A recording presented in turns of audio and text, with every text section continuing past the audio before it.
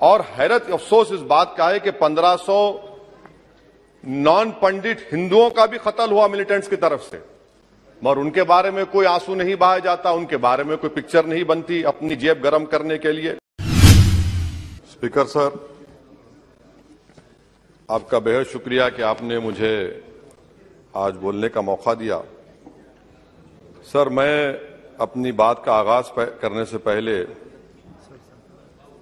एक शेर पढ़ना चाहूंगा जिससे जम्मू कश्मीर की आवाम के उनके जज्बात और उनकी तकालीफ की अक्कासी इस ऐवान में हो सकेगी।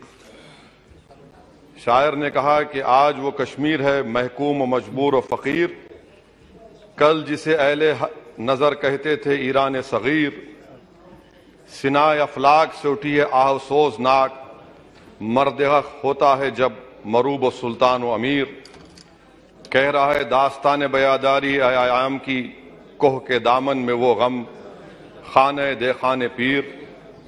और किसी और जगह पर एक शायर ने अच्छा कहा कि घात में सयाद पहलू में है खटकता तीर का, एक पहलू ये भी है कश्मीर की तस्वीर का।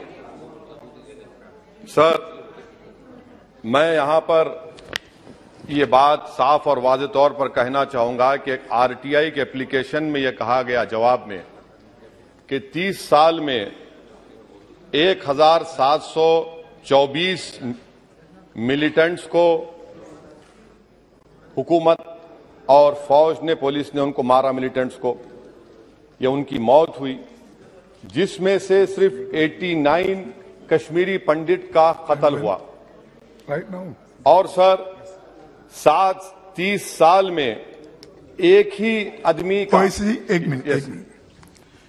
Honorable members, if the House agrees, then the time of the House may be extended up to disposal of financial business of Jammu and Kashmir.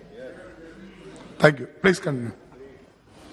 और सर, हैरत की बात यह है कि कश्मीरी पंडित के ताल्लुक से बड़े गम और आंसू बहाए जाते हैं, मगर 30 साल में एक ही आदमी को कोर्ट ने उसको सजा दी, और विटनेस कौन था? कश्मीरी मुसलमान हरदनाथ वंचू के कत्ल के केस में। मैं सरकार से मुतालबा करता हूं कि एक आजादना कमीशन को फौरन बनाया जाए ताकि सच्चाई और हकीकत सामने आ जाए, दूध का दूध और पानी का पानी हो जाए। और हैरत अफसोस इस बात का है कि 1500 नॉन पंडित हिंदुओं का भी कत्ल हुआ मिलिटेंट्स की तरफ से, मगर उनके बारे में कोई आंसू नहीं बहाया जाता, उनके बारे में कोई पिक्चर नहीं बनती अपनी जेब गर्म करने के लिए। सर, दूसरी बात यह है कि जो बात यहां पर सरकार की तरफ से कही गई कि जो डिलिमिटेशन हुआ, असेंबली और पार्लिमानी हलकों की जो हदबंदी की गई, वो बड़ा ही साफ सुथरे तरीके से किया गया। कितना साफ सुथरा था देखिए सर, अनंतनाग को उन्होंने मिला दिया पूंछ और राजौरी से, इतना साफ सुथरा था कि साउथ कश्मीर एक ऐसा इलाका है जो कंप्लीट एथनिकली कश्मीरी है, वहां से आप उसको मिला दिए पूंछ और राजौरी में। अगर दिसंबर में इंतखाबात होंगे तो मुगल रोड तो बंद होगी, तो किसी को आना है तो डोडा, उधमपुर, जम्मू, पूंछ से उसको आना पड़ेगा। कितने डिस्ट्रिक्ट क्रॉस करेंगे? यह आपका साफ सुथरा मुजाहरा है। तीसरी बात यह है कि सर, मैं मोहतरमा फाइनेंस मिनिस्टर साहिबा जब जवाब देंगे, वो उस ऐवान के जरिए पूरे मुल्क को बता दें कि आपने दफा 370 को, आर्टिकल 370 को हटाने के बाद आपने कहा था कि हर मर्ज का इलाज हो जाएगा। मर्ज का इलाज नहीं हुआ, मर्ज बढ़ गया। जो मर्ज नहीं था पहले, वो मर्ज बढ़ चुका है। मैं आपके जरिए से मोहतरमा फाइनेंस मिनिस्टर साहिबा से जानना चाहूंगा कि इस ऐवान पर आप रख दें कि कितना एक पैसा इन्वेस्ट हुआ नहीं हुआ। एमओयू की बात मत करिए, कागजात तो बहुत निकलेंगे, मगर एमओयू नहीं बल्कि एक पैसा कितना आपने इन्वेस्ट कश्मीर में करवाया।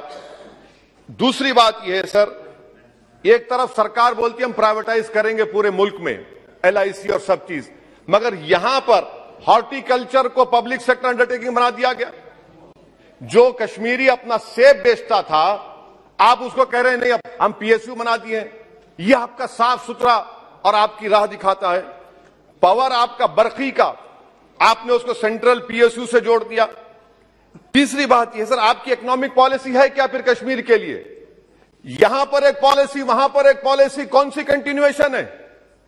आप तो यहां पर एक अपना रहे हैं, वहां पर अलग लोग अपना रहे हैं, इसमें कोई इंटीग्रेशन नहीं। सर फार्मा ट्रेडर्स पर दावे हो गए, रेट पड़ गया, जो सप्लायर्स है उन पर रेट पड़ गया, टोल पोस्ट खत्म कर दिया आपने, 114 राइस मिल बंद करने के दहाने पर आ गए।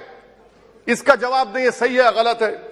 अच्छा सर, फिर आप देखिए कि एक और बात मैं आपके गोशे गुजार करना चाह रहा हूं कि इकोनॉमिक डिपेंडेंस आप इतना कर दे रहे कश्मीरियों के ऊपर, यानी आप कल ये बताएंगे, मैं खत्म कर रहा हूं सर, कल आप ये बताएंगे कि नहीं हमने तो इतना पैसा दिया था। सर कि आप ये इकोनॉमिक पॉलिसी क्या है आपकी? और अनएम्प्लॉयमेंट कितना है सर कश्मीर में आज?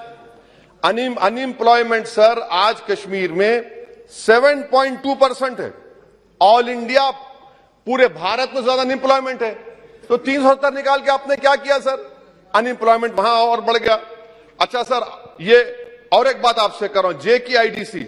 सर ये जे की आईडीसी ऐसा आपने एक शैतान को बना दिया आपने, वहां पर एक शैतान को क्रिएट कर दिया आपने जे की आईडीसी को।